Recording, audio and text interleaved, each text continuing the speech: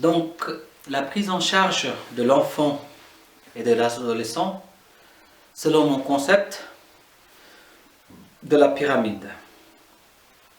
Mon concept de la pyramide, c'est que si vous êtes devant une pyramide et que vous accompagnez votre enfant, eh bien l'enfant va monter sur la pyramide. Il va redescendre, il va remonter, il va redescendre. Il ne va jamais atteindre le sommet de la pyramide parce qu'il ne peut pas. Et vous, en tant que parent, vous êtes là, en bas de la pyramide, et vous attendez, tout simplement, que l'enfant redescende.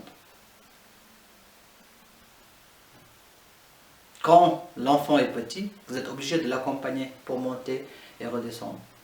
Monter et redescendre. Et pendant l'accompagnement, vous voyez tous les petits pièges. Par exemple, la pyramide est glissante, il y a des cailloux, il y a des épines. Et tout ça, au fur et à mesure que vous montez la pyramide avec votre enfant, vous les enlevez. Vous enlevez les épines, vous enlevez les cailloux. C'est symbolique des éléments qui peuvent empêcher l'ascension, mais ça peut être associé aux problèmes que l'enfant peut rencontrer dans sa vie. Alors les parents montent et descendent avec l'enfant. Puis à un moment donné de sa vie, l'enfant voudra monter tout seul.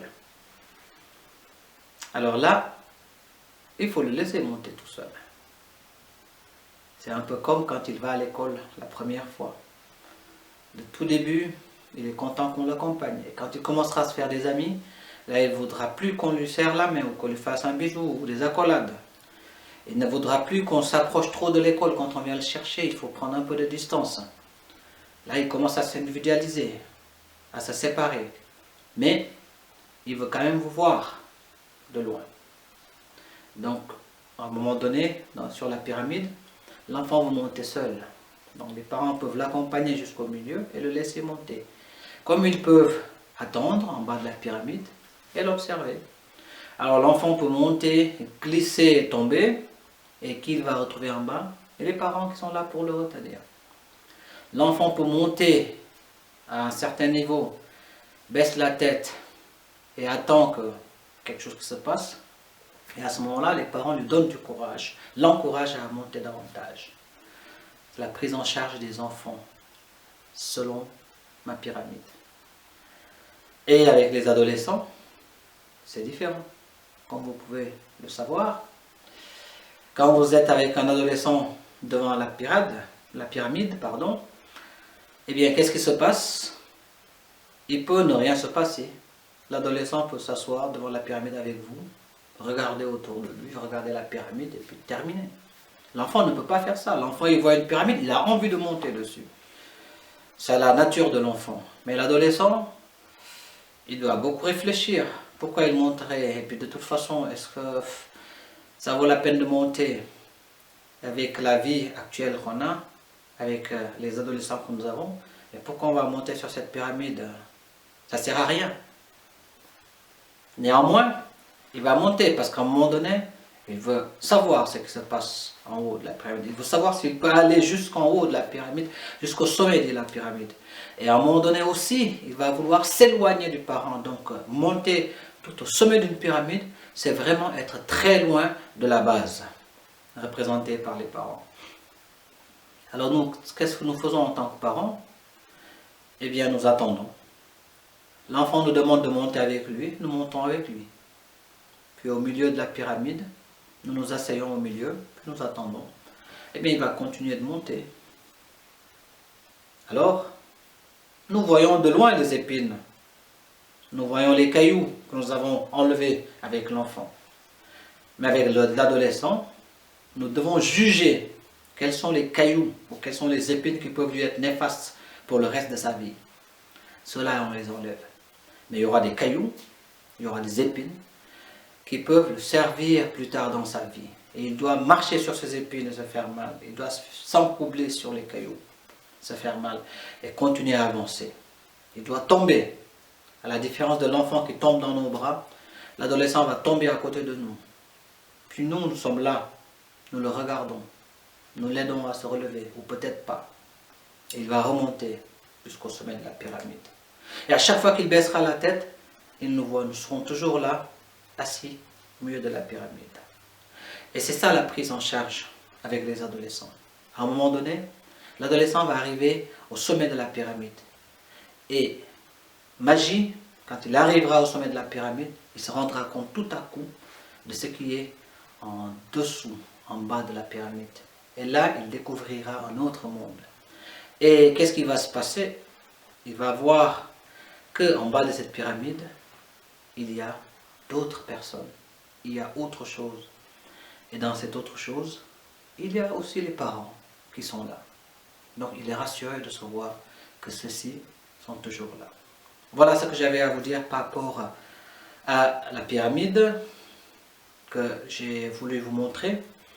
La prise en charge des enfants et des ados et la communication qu'on peut leur donner. Maintenant, je vais en venir aux écrans. Quand est-ce que je donne un téléphone à mon enfant?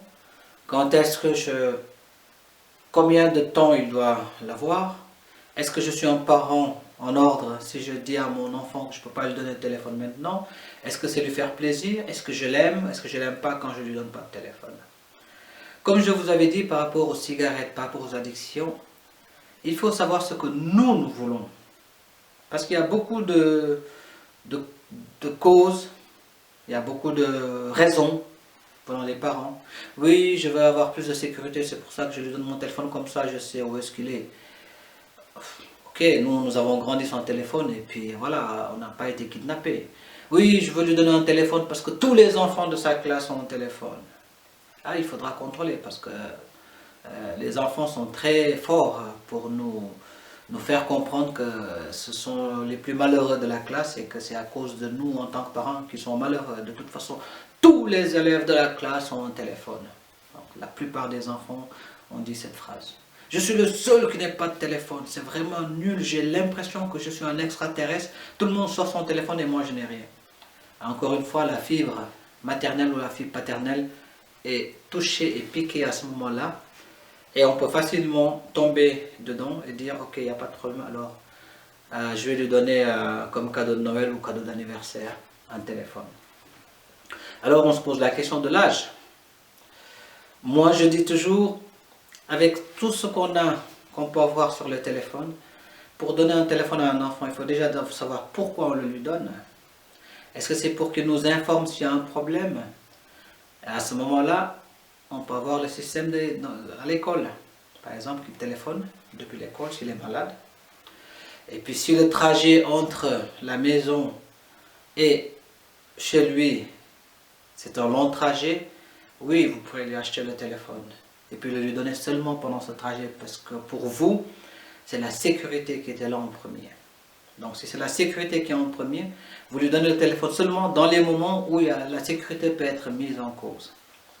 Si c'est pour le faire plaisir, alors si c'est un enfant de 11 ans, il y a beaucoup de choses, il y a des multitudes de choses qui peuvent lui faire plaisir. J'ai vu une fois des parents qui ont offert une tablette à un enfant il avait quoi, 8 ans je crois. Même pas 6 ans, entre 6 et 8 ans, je ne suis pas très sûr.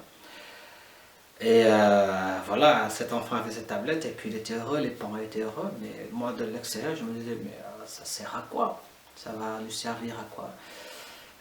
Et il y a une erreur qu'on fait, il y a quelque chose qu'on pense en tant que parent, que plus on donne les appareils électroniques, plus on donne les ordinateurs, les téléphones aux enfants de bas âge, mieux ils seront équipés pour la suite. Ça veut dire qu'ils comprendront mieux comment ça marche. C'est un leurre.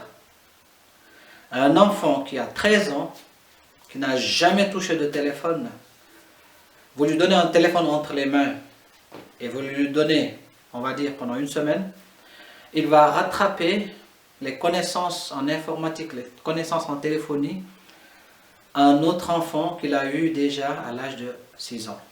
Donc les enfants, ils ont cette capacité de pouvoir rapidement apprendre en faisant. Donc c'est un leurre de se dire que mon enfant, s'il n'a pas de téléphone, il sera en retard au niveau informatique ou au niveau téléphonique avec les autres enfants. Non, c'est pas vrai. L'enfant est tout de suite, se capte tout de suite. Je vous le dis, preuve à l'appui. Donc si vous donnez un téléphone à votre enfant, demandez-vous pourquoi vous le faites. Si vous jugez qu'il est assez mûr pour pouvoir avoir un téléphone, parce qu'avoir un téléphone, c'est gérer les SMS, c'est gérer WhatsApp, c'est gérer les messages qui s'envoient entre eux, les images qui s'envoient entre eux, c'est gérer peut-être les images qu'ils peuvent envoyer ailleurs, comment ils accèdent à Internet, etc. et tout ça. Donc si vous êtes prêt à gérer ça et que vous savez comment le faire, il n'y a pas de problème, allez-y.